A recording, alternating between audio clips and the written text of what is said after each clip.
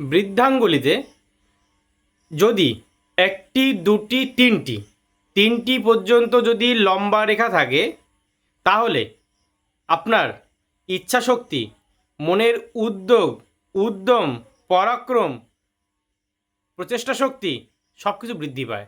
অর্থাৎ কিনা আপনি এগিয়ে যেতে পারবেন, আপনার মধ্যে প্রচুর শক্তি তৈরি হবে, মনের জোর তৈরি হবে। কিন্তু ওই রেখা যদি তিনটের অধিক হয়ে যায়, তাহলে যে উদ্যোগ, উদ্যম, পরাক্রম, প্রচেষ্টা শক্তি, ইচ্ছা শক্তি থাকার পরেও আপনার সাকসেস লেভেল কম হয়ে যায়। অর্থাৎ কিনা সেটা ঠিক আপনি পরিপূর্ণতা করা বা পরিপূর্ণতাকে এনে দেওয়া সম্ভব হয় না।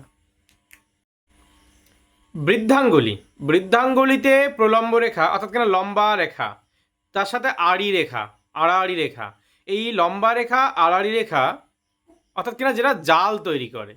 যদি জাল তৈরি হয়, সেক্ষেত্রে আপনার সমস্যা যেগুলো হবে সেগুলো হচ্ছে যে আপনার উন্নতির জন্য অনেক মার্গ তৈরি হবে, অনেক রাস্তা তৈরি হবে, রাস্তা প্রশস্ত হবে। কিন্তু প্রশস্ত হবার পরও দেখা যাবে যে আপনার উন্নতিতে বাধা তৈরি হবে, অর্থাৎ কিনা উন্নতি হতে চাইবে না। কেন চাইবে না? কারণ জাল তৈরি হয়েছে। তাই আপনার প্রচেষ্টা শক্তিকে বাড়াতে হবে এবং হনুমানজি চালিসা পাঠ করতে হবে এবং আপনাকে এগিয়ে যাওয়ার জন্য আধ্যাত্মিকতার শরণাপন্ন হতে হবে। তাহলে দেখবেন এই জাল থাকা সত্ত্বেও আপনার অনেক পরিবেশ দূর হয়ে যাবে। বৃদ্ধাঙ্গুলির প্রথম পর্বে যখন দেখছেন যে তারা অর্থাৎ কিনা স্টার সাইন আপনি যখন দেখতে পাবেন, তখন একটা বিষয় সর্বদা মনে রাখবেন যে আপনার বন্ধু বান্ধব এবং আপনার চিন্তাভাবনার ক্ষেত্রে প্রভাব পড়তে পারে। অর্থাৎ কিনা পজিটিভ নয়, নেগেটিভ প্রভাব পড়তে পারে আপনার চিন্তাভাবনার উপরে। তাই যাতে নেগেটিভ চিন্তাভাবনা বা নেগেটিভ প্রভাব না পড়ে, সেদিকে আপনার চিন্তাভাবনা রাখতে হবে। এবং আপনার মানুষের সাথে যখন আলাপ আলোচনা কথাবার্তা আপনি যখন বলবেন, সেই সময় আপনার পজিটিভভাবে এবং ভবিষ্যতে যেন তার কাছ থেকে আপনি সুফল লাভ করতে পারেন, ঠিক সেভাবেই আপনি আপনার ব্যবহারটাকে রাখবেন। তাহলে স্টার থাকার পরেও বিশেষ অসুবিধা হবে না, অন্যথা কিন্তু আপনার সমস্যা তৈরি হতে পারে। দৃঢ় প্রতিজ্ঞ হবে এবং তার উন্নতি হয়। অর্থাৎ কিনা যখন বৃদ্ধাঙ্গুলিতে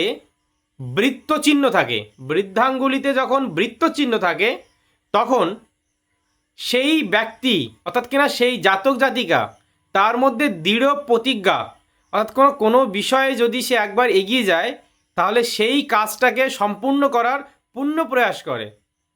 এবং একবার যদি কোনো বিষয়ে একবার চিন্তাভাবনা নিয়ে নেয়, স্থির চিন্তাভাবনা একবার হয়ে যায়, তাহলে সেই কাজ সে যে কোনো মূল্যে করবে।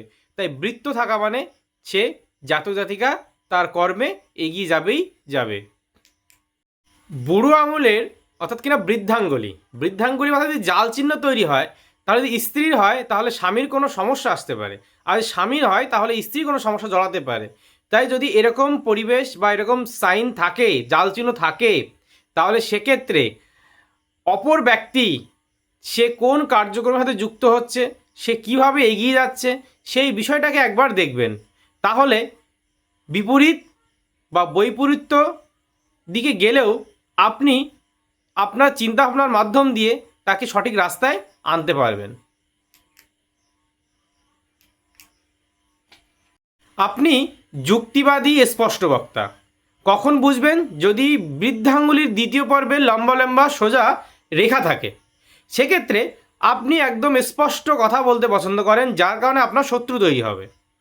আবার আপনি যুক্তিবাদী, সেই কারণে অনেকের কাছে আপনি প্রিয়পাত্র, আবার অনেকের কাছে আপনি তার মনের যোগ্য নয়, কারণ আপনি তার স্পষ্ট কথা বলাতে তার আঘাত প্রাপ্ত হয়েছে সে, কিন্তু আপনি আপনার দিক থেকে একদম সঠিক। তাই যদি দ্বিতীয় পর্বে লম্বা রেখা থাকে, আপনি স্পষ্ট বক্তা এবং যুক্তি দিয়ে যে কোনো বিষয়কে বোঝানো আপনি পারদর্শী। বৃদ্ধাঙ্গুলের দ্বিতীয় পর্বে যদি আড়াআড়ি, লম্বা না হয়ে আড়াআড়ি রেখা থাকে, তাহলে আপনি কোথাও কথা বলার আগে একটু বুঝে বলবেন। যদি একটু বুঝে না বলেন, সেক্ষেত্রে আপনার কিছু সমস্যা তৈরি হতে পারে, যার প্রভাবে আপনার পরবর্তী সময়কালে আপনার কার্যক্ষেত্রে কিছু সমস্যা আসতে পারে। তাই দ্বিতীয় পর্বে বৃদ্ধাঙ্গুলে যদি আড়াআড়ি রেখা থাকে তাহলে আপনার কার্যকর্ম, আপনার কথা বলা ধরন পরিবর্তন করতে হবে এবং বুঝে বলতে হবে, তাহলে সমস্যার শিকার আপনি হবেন না। বৃদ্ধাঙ্গুলির দ্বিতীয় পর্বে যদি ক্রস চিহ্ন অর্থাৎ গুণ চিহ্ন থাকে তাহলে আপনাকে যে কেউ বশীভূত করতে পারে, অর্থাৎ কিনা তার কথাবার্তার দ্বারা আপনি বশীভূত হতে পারেন, তার চিন্তাভাবনা দ্বারা আপনি বশীভূত হতে পারেন।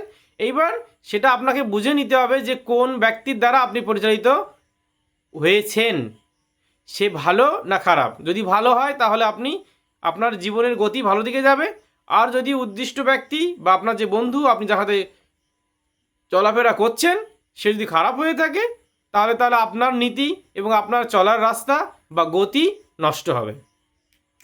বৃদ্ধাঙ্গুলির দ্বিতীয় পর্বে যখন চতুষ্কোণ চিহ্ন আপনি দেখবেন, তার মানে একটা বিষয় যে আপনার স্বভাবটা অনেকটা একরোখা মধ্য হয়ে যায়, অর্থাৎ কিনা আপনি যেটা সিদ্ধান্ত নেন, যেটা চিন্তা ভাবনা করেন সেটাই আপনি করবেন।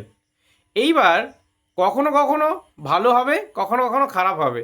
তাই একরোখা না হয়ে বিষয়টাকে যদি বুঝে আপনি এগিয়ে যান তাহলে সেক্ষেত্রে আপনার জন্য সবথেকে উত্তম হবে। দ্বিতীয় পর্বে বৃদ্ধাঙ্গুলি দ্বিতীয় পর্বে যদি বৃত্ত থাকে তাহলে আপনি যুক্তিবাদী, আপনি পরিশ্রমী, আপনি সর্বদা চিন্তা ভাবনার প্রকাশ আপনার মধ্যে থাকবে।